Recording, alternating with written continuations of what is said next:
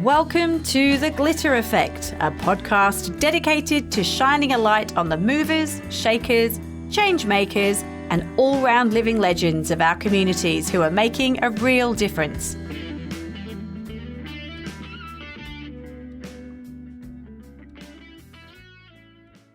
Today on The Glitter Effect, I'm joined by someone who truly embodies determination, courage, and the power of purpose. At only 20 years old, Ben Duffy has set himself an extraordinary challenge, running 52 marathons in 52 weeks, all to raise awareness and funds for the Pat Cronin Foundation, who work tirelessly to end the coward punch and create a safer, kinder world.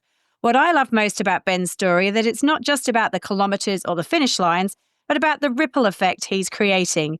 Every step he takes is in honour of Pat, and every conversation sparked along the way shines a light on the importance of mateship, compassion, and making a difference. I can't wait to dive into his journey, the highs, the lows, and the glitter that keeps him going. Ben Duffy, a very huge welcome to The Glitter Effect. Thank you very much for having me. Looking forward to having a chat. It's good to have you. And I will let our listeners know that I do actually know you personally. I had the privilege of being involved in our local junior football club.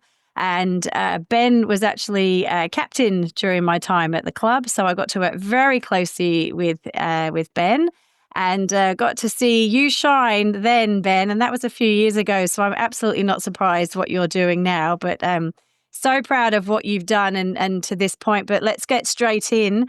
52 marathons in 52 weeks, Ben. How on earth did you come up with this idea?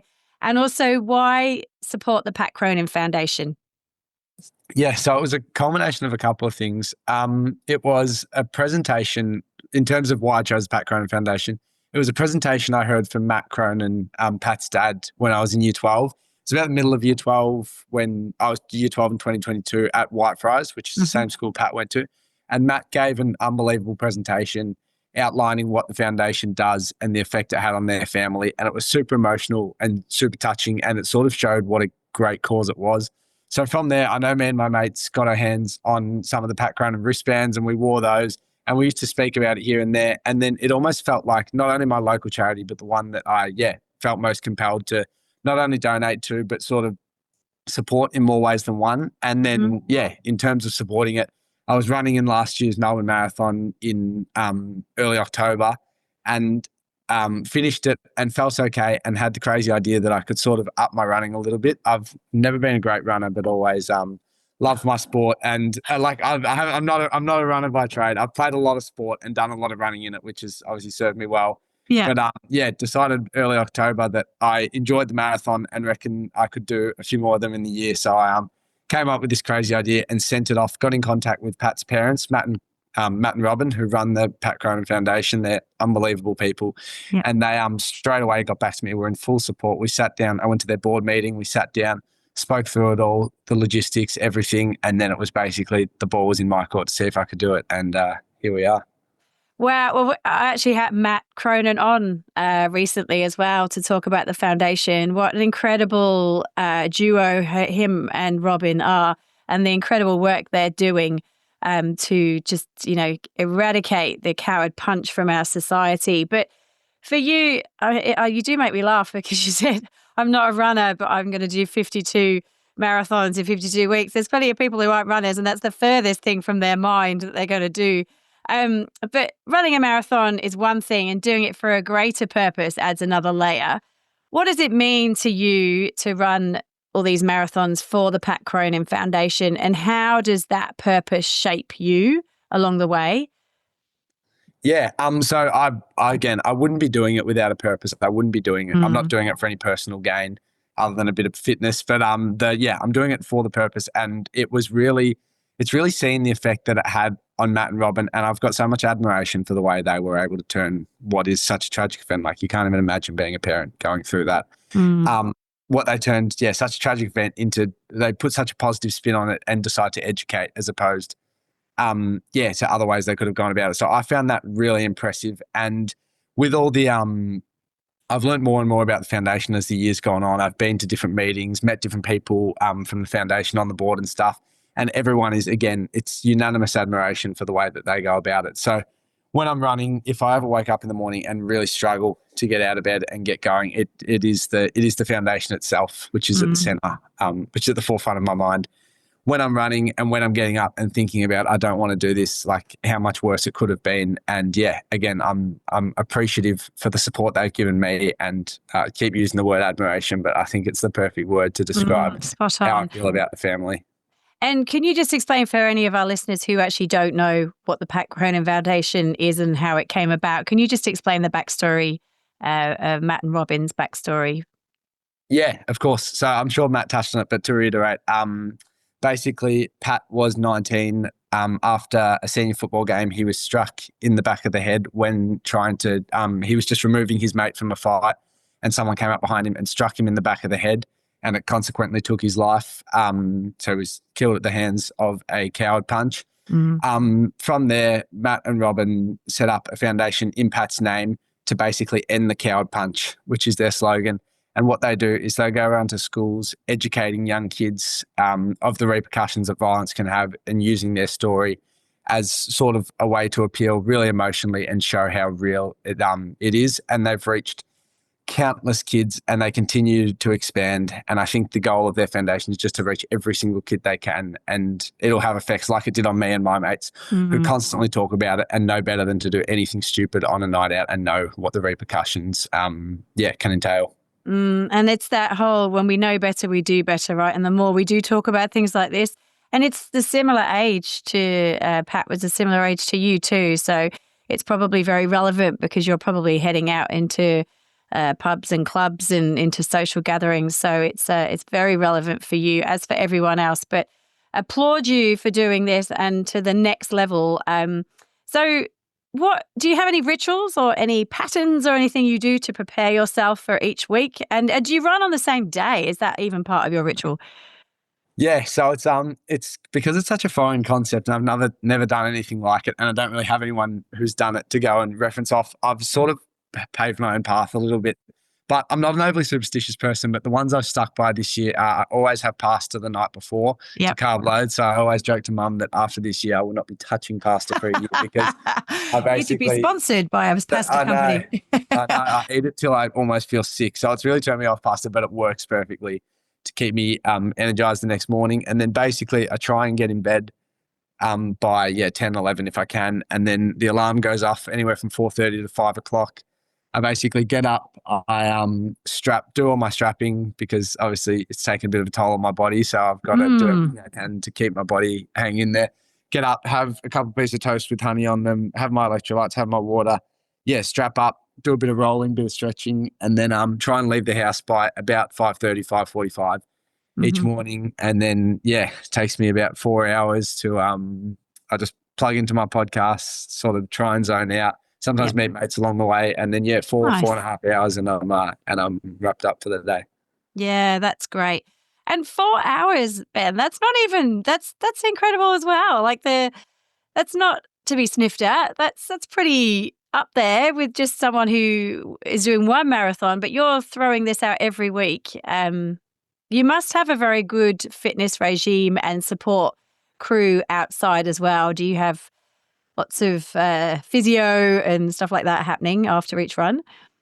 Yeah, I'm so appreciative that I've had so many people reach out this year and basically look after me for free because of the cause, and they really feel strongly about the cause. I've got my physio is Physica in Ringwood, so quick shout out to them. They're unreal. They've looked after me. There's a couple of links through Park Orchards people as well. Darren Ross, who's at the Park Orchards Footy Club, has been awesome looking after me alongside his colleagues. And then for the back half of the year, I've had my therapist by the name of Jo, who lives in Ringwood, and her kids knew Pat Cronin.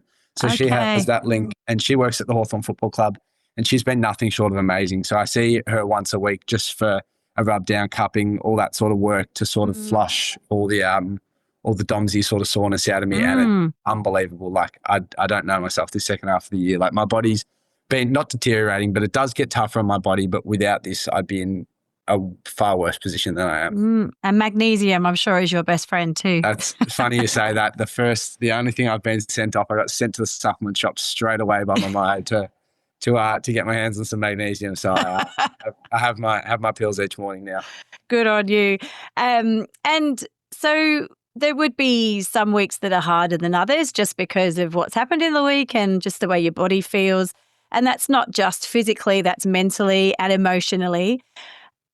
What have you learned about yourself along the way so far? And what's been one of the toughest hurdles or some of the toughest hurdles that you've got through on any of your runs or any of the weeks leading up to your run?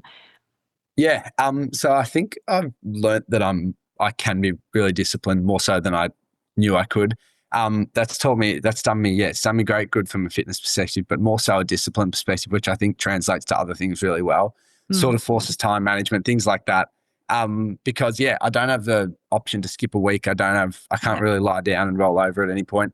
So I try and run every 6 days to bank a day in case I get hurt, which I did early days. Hurt myself for a week, had to get a scan on my foot and thought it was worse than the physios thought it was worse than it was. It wasn't. I was lucky, but I missed a week there. Sort of made that back up. I'm a tiny bit ahead of schedule at the moment.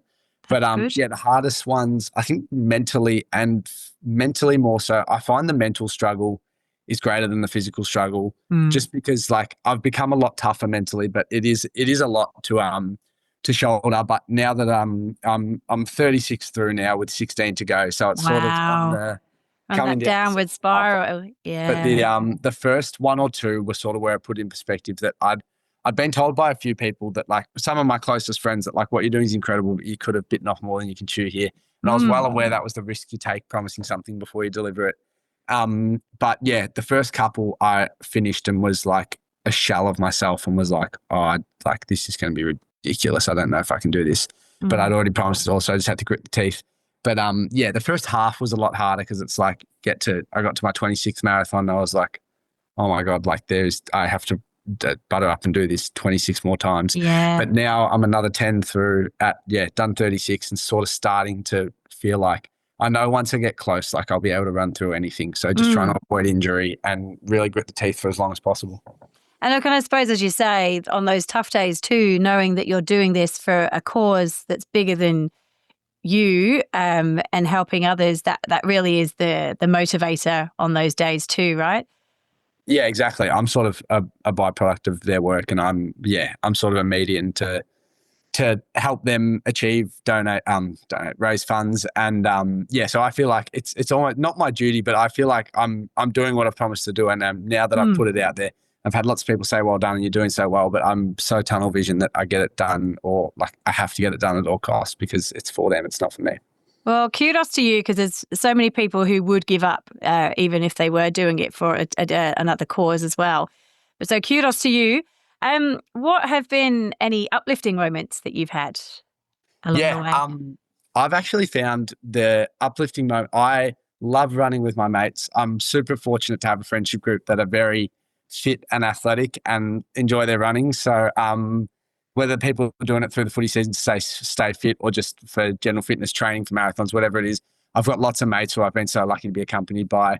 So I love running with them because I'm a big chatter when I run, especially because I'm running at about 5:45 pace, which is comfy for me. So I'm fine to chat and run. And so I love being with them. And the other ones that I find really uplifting are when I see the Cronins and the board and people associated with the foundation. I got the chance to speak with Jackie Felgate on stage at the Pat Cronin Foundation ball. Fantastic. About just over a month ago. And then like I sat down at my table and down next to me sits Matthew Richardson and I spent the night with him. So I was just like, beautiful. I was sort of a bit starstruck, but it was like, I know I spoke to someone at the foundation who was saying like, it isn't a fluke. Like you're very deserving of this because of what you're doing for us. And it really put into perspective how appreciative they are of what I'm doing and how they've put me in a great position to succeed, which is something I really appreciate because without the background support from family, friends, and the foundation especially, I don't think I'd have the drive to be where I am now. And you've got a huge following. I mean, I follow you on Insta and just seeing it's ticking every week. I can see more and more people are following your progress, which is incredible. What have you learned about like mateship, empathy, community connection along the way? Because it's full of it. This challenge is full of all of those. 100%. As bad as it sounds, I'm someone who really thrives off like congratulations, not even congratulations, but like people really backing me. I'm not someone who thrives off someone going, you can't do it, like prove me wrong. I'd prefer someone to be like, you're doing an incredible job. You can finish it. Like that sort of thing. So even the comments on my Instagram, little things like that, people when I bump into them in the street in Park Orchards who say you're doing an incredible job, that sort of thing just like really reinforces how many people are behind me. And Yeah. like so many people say, I couldn't do what you're doing. Like, I don't know people who could do what you're doing. It's such a good job. And it really, I don't know, it really drives me and makes me realize that the sense of community and Park Orchards is such a great spot because everyone seems to know everyone. Everyone looks after one another, looks out for one another. So it's that really, like if I was doing this on my own accord and it was for the foundation, but I wasn't getting any sort of, not praise, but any support is the right word. Again, I think I'd struggle. So full credit to everyone that's been behind me, everyone that's ran with me, called, texted, spoken to me in the street. Like everything goes a little way to helping me build the confidence I need to try and get it done. Do you read all the comments? Because there's a lot. Yeah. No, I do. I'm so appreciative. It's actually, in all honesty, I love when I post and have finished a marathon and I'm absolutely depleted. I love in a couple of hours' time checking the comments and seeing what nice things people have had to say because it really really does really does push me and reiterate how much people backed me really.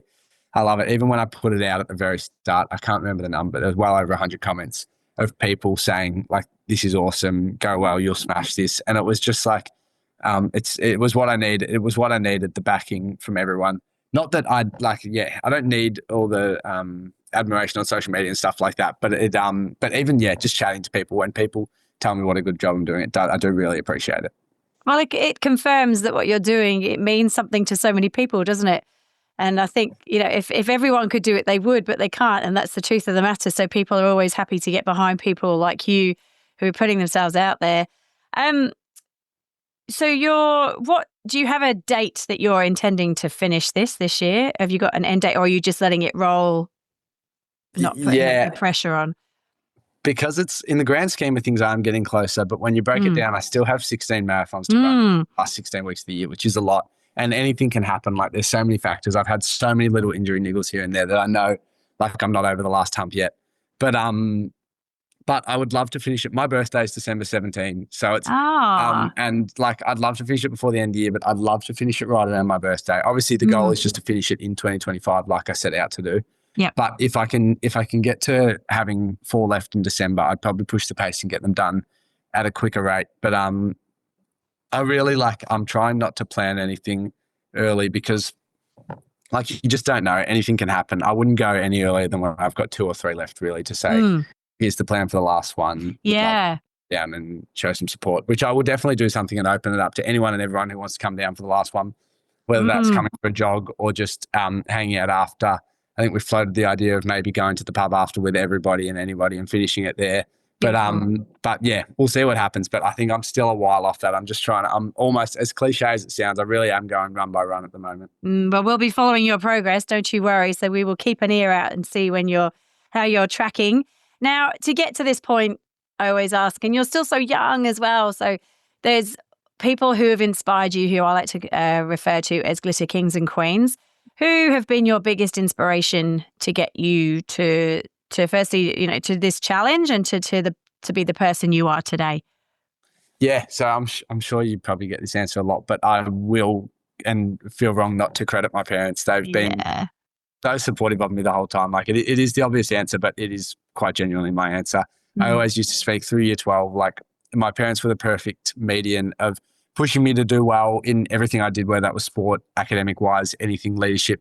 But also they knew when to sort of take foot off the gas and let me forge my own path. And I think they found that perfect balance for me all through high school, through primary school, like all the disciplinary stuff they taught me, but then, knew when to leave it in my hands and when to let me make my own decisions. I think the way that they, knew me so well and knew when to allow me to do that sort of thing is what sort of allowed me to be who I am today. And I, would fully credit my decision-making toward my parents. That's nice. They must be so proud of you, of everything you've achieved so far.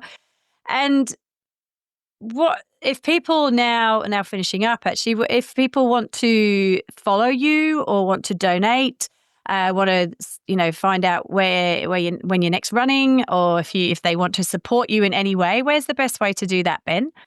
Yeah, so I do it all through Instagram.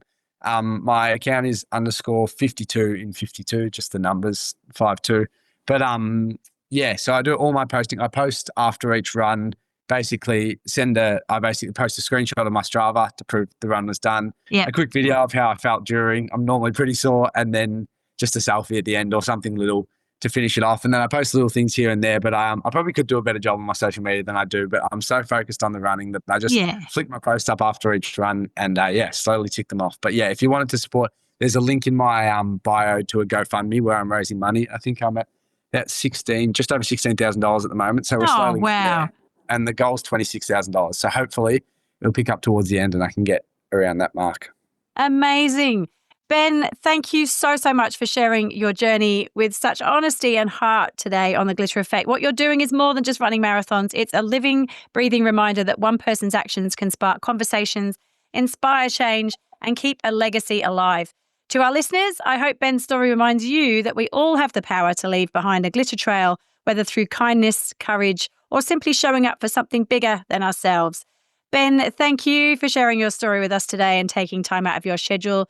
I will, of course, follow your progress as you go on the downward slope on your amazing challenge. You are one incredible human, and I wish you all the very best with this and everything in the future. Take care. Thank you so much, Kate. Thanks for having me. Take care. Thank you for joining me, Kate Ganneal, on The Glitter Effect. If you've loved this episode, be sure to subscribe, share it with a friend, and let's keep the conversation going. Until next time, keep showing up, making an impact, and sprinkling that glitter wherever you go. Bye for now.